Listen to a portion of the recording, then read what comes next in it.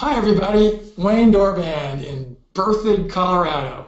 My guess is most of you have never heard of that place. We're actually northern Colorado, north of Denver, right in the beauty of the Rocky Mountains. As I look out a window, I see 14,000-foot peaks, so really beautiful place. William is with us from Croatia, and he's going to tell us the location and such. We thank all of having people throw out where they're from earlier. You can still do that. You can throw it in the question thing. Remember, you've got a little dashboard over there on the right, and there's a place where you can throw in questions. We also have a chat over there. If there's links for different things that William talks about or that come up, we'll put it in that chat, and you'll see it there. There will be a replay, and there'll be replays of all of these sessions that we do with William, and so those will be available. This will last about an hour. And if we go longer with questions, we'll do that. That's something we will go longer if we have it. We try to be respectful of time. This is the Economic Action Team that is presenting this, and William has graciously agreed to be a presenter for us. We've been getting to know each other over about the last 5 or 6 months. He's a member of the Economic Action Team. He's active, and he comes to our sessions and watches them. He's got an amazing story he's going to tell you, and more importantly, teaching about what you can learn from. And one of our goals here on the Economic Action Team is to bring people like William to give really valuable information to all of you, things that you can use in your lives. We're not going to be pitching for certain things that are out there on these presentations. It's teaching. At the very end, I'm going to talk a little bit more about what the Economic Action Team is, but that's just a little bit of introduction here on the front end. Thank you guys for all coming. Put your questions up there when they come. William's going to be doing most of the talking. I'm going to watch the questions. Mark is my helper. Mark is from Bangladesh. Say hi, Mark. Unmute your mic, Mark. Hello. There he is. Sorry. So Mark comes on all of these, and he is a huge help, and he'll help get the questions and help get it in our attention. So with that said, William, say hi to everybody. Hi everybody. You know, this is my first public appearance, so if you ever wondered who is the mind behind Permaculture Apprentice, it's me, and I'm happy to be here. Well, and he's going to be so great because I have listened to his Permaculture Apprentice and his training sessions and such, and he's being shy right now, but it's going to be awesome. William, we're going to start out just with a few kind of just personal questions and things so that people can get to know you. Tell us about just what you're doing now in your life with your family. Tell us a little bit about your family, where you're at now in your life, and then what brought you to this point. Okay, so as you said before, I live in Croatia. And I was actually born here, and I spent at least 5 years or more living abroad and working as a geologist in Australia.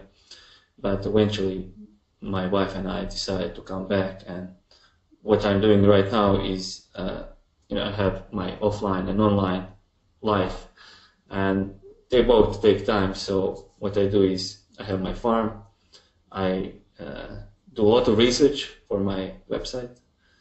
I explore things practically on the site, so I kind of have those both worlds connected, where I actually feel that I actually need to be experimenting in order to understand whatever I'm writing.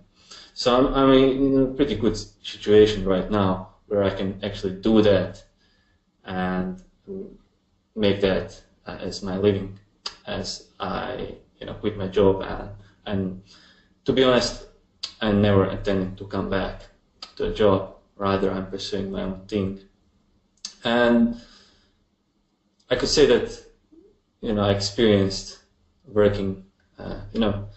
Well, basically, if I rewind back, I can actually say that I'm just an ordinary person, like any person out there trying to set up a better life for myself and my family, and I'm basically in the trenches of transitioning myself, my family, to more sustainable lifestyle.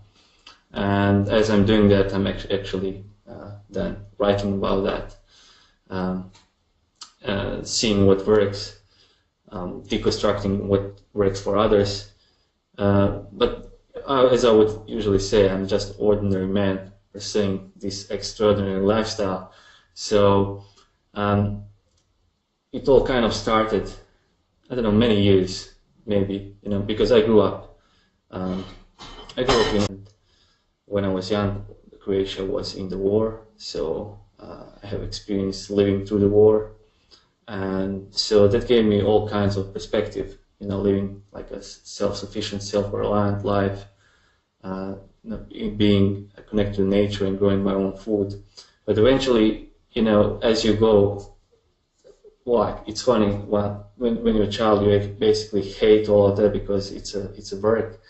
And then you decide I don't want to do that, it's too much work, and you go out in life. That's how I went and pursued my engineering career, actually pursued my geologist career. And as I went into the world and with my dream of, I'll be a geologist and I'll be outside enjoying myself in the nature, the thing actually was kind of not what I was expecting, because I ended up leaving Croatia and going to Australia, and then there I was working as a geologist, exploration geologist, searching for gold and silver, and I was just I was feeling like that I was betraying my values, and my values were, I like nature and I like everything connected to to the earth, and there I was working. Actively being involved into destruction of that nature. So that, in the meantime, as I was going through all that, I discovered permaculture and made a plan that I'll be, that I'll leave that lifestyle behind and come back to my, to Croatia, where I have my family, and start a farm, actually take over to my grandparents' farm, because I have that benefit. I was blessed that I have access to land. So for me, it made more sense for me and my wife to come back to Croatia and do something with that land and actually organize our lifestyles in a much simpler way, but much, I would say much healthier,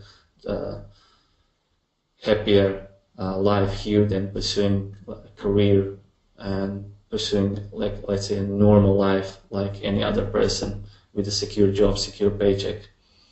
And I can say that this involves a lot of insecurity. So I can't say that I have security in my life, but that's kind of the way of lifestyle that we'll need to be adapting for in the future. And I'll be talking a lot about that in my program, about how can you transition to that kind of lifestyle, and what does that entail, and how can you take over, can you take over the control over your life and design the life that you that a lot of us are actually dreaming of but not capable of doing.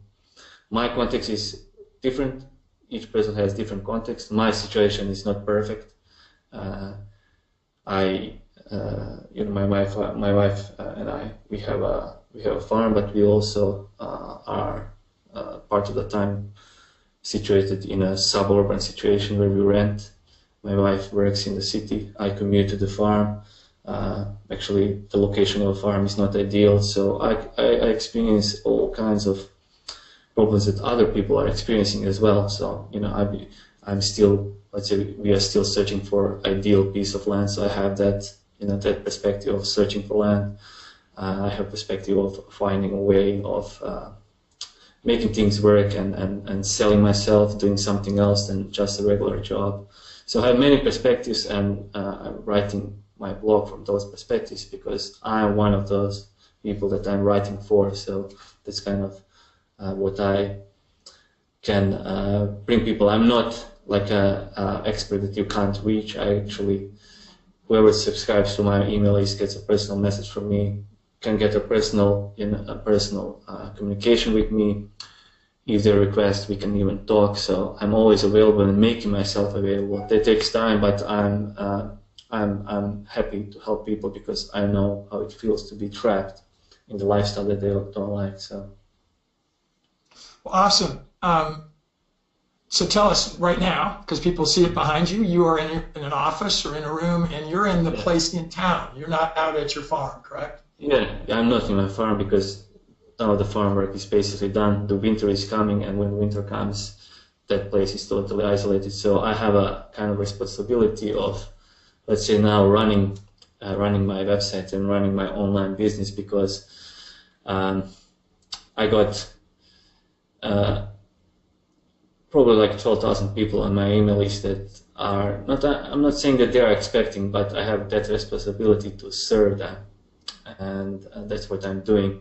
Basically, what I'm doing, I spend my days, researching, producing content, talking with people, doing consulting and coaching, and that's why my office is my. I have my. That's why I say that I have two lives. Both lives. You have both lives. Yeah. I have both lives, and both take time. Sometimes, I would spend 6 hours doing, computer work, and then, go out and do 4 hours of work, something. So that's kind of, I would say, because I'm producing content, everything that I do outside is taking more, because I try to document that and explain that later. But that's my unique skill that I have. Everybody has their own skill, We'll see later. I will outline different ways that people can make a living from farm. I'll outline the whole steps from not having, let's say, an idea, what you want, setting up goals, all the way to the end of making a living, because I'm in that process, discovering everything. Different pieces are working. Let me give my perspective on where William's at just real quickly, and then I'm going to ask him a whole bunch of really fast questions, and then he's going to get into a presentation. I think if any of you that are out there now and you're watching the replay, think about Mark Shepard. Mark Shepard is my partner, and Mark does a series that'll be tomorrow night that he's been doing on forest ecology. Mark is 30 years into his journey, and he grew up even in his journey before, so he's over 50 years. Picture if you would have been able to be with Mark Shepard in Alaska 30 years ago as he was beginning his adventure of changing his life. That's what you're seeing with William. And Mark probably was as good of an educator then and would have loved to have been able to document more closely and better what he did. William's doing that right now.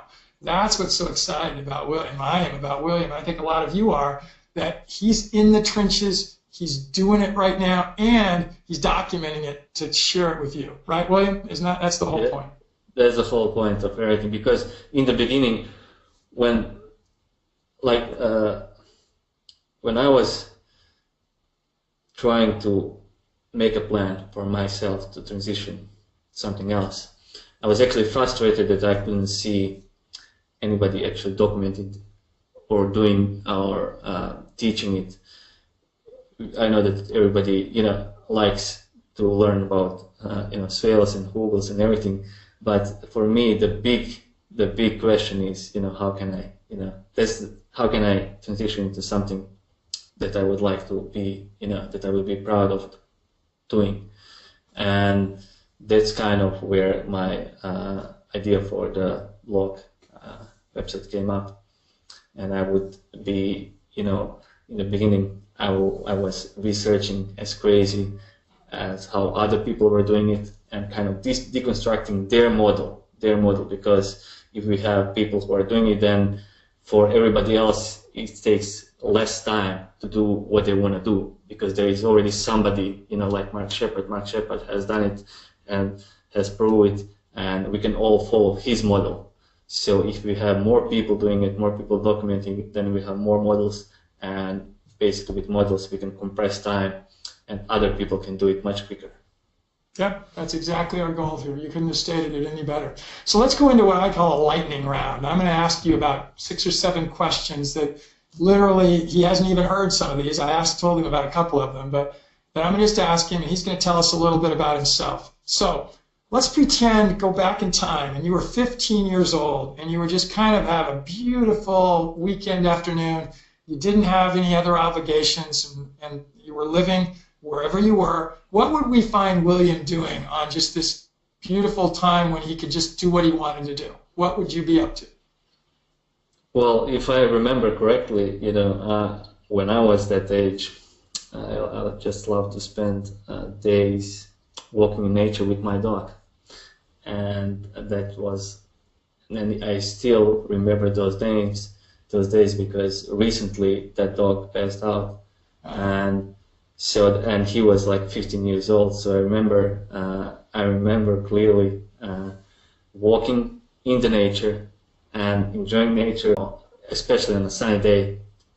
I'm sure that I would be walking somewhere in the nature. Yeah, wow. with the. So how old was he when he died? Oh, he was 15 years, I would say. Yeah, 15. Yeah. All right, so let's fast forward to today.